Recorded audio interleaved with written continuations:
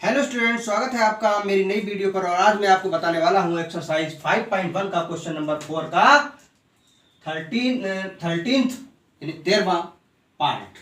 तो देखिए, आंकड़े दिए हैं √3, √6, √9, √12 up to and so on.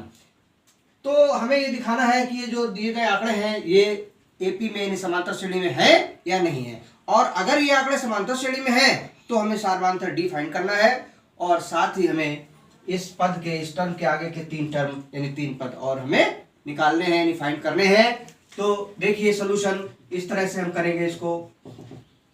यहाँ पर a1 जो प्रथम पद है ये √3 दिया हुआ है, a2 दूसरा पद जो है वो √6 दिया है, a3 जो तीसरा पद है वो √9 दिया है, a4 जो चौथा पद है वो √12 यानी √12 दिया हुआ है।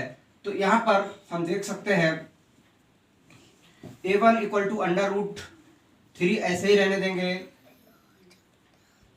a2 इक्वल टू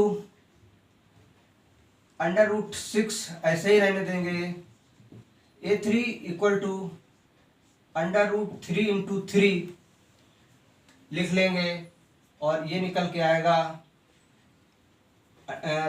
इसका स्क्वायर रूट आ जाएगा 3, और a4 जो है √4 इंटू 3 लिख लेंगे, जो कि 4 का निकल के आ जाएगा 2 और √3 बचेगा।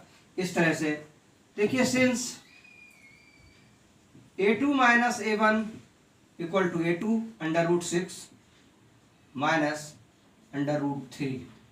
6 को भी अगर हम ब्रेक करते तो 3 2 6 यानी 3 दूनी 6, और किसी का भी स्क्वायर रूट नहीं आता बाहर, इसलिए हमने इसको ऐसे ही लिखा रहने दिया है।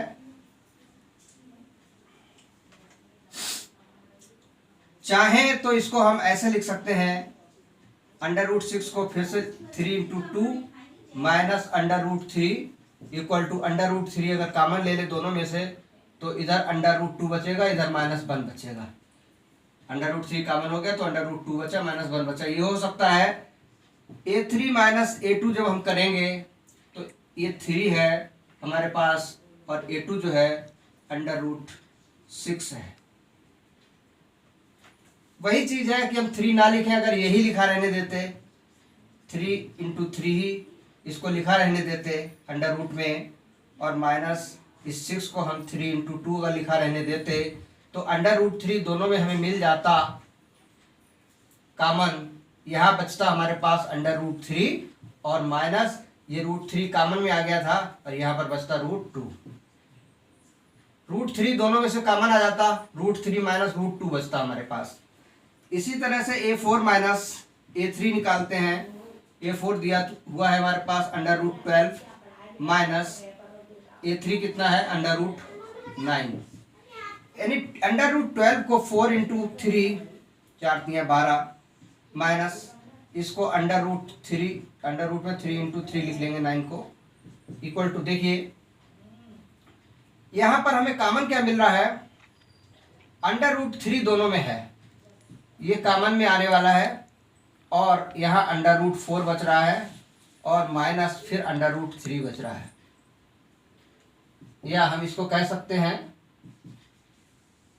√3 और इसका रूट से बाहर निकालेंगे तो 2 आएगा, और माइनस √3। देखिए ये और ये कोई भी एक जैसे नहीं आ रहे हैं, ये सारे के सारे डिफरेंट आ रहे हैं। तो लिख लेंगे चूंकि a2 minus a1 is not equal to a3 minus a2 is not equal to a4 minus a3। जब ये बराबर नहीं है तो फिर दिए गए आंकड़े, इसलिए दिए गए आंकड़े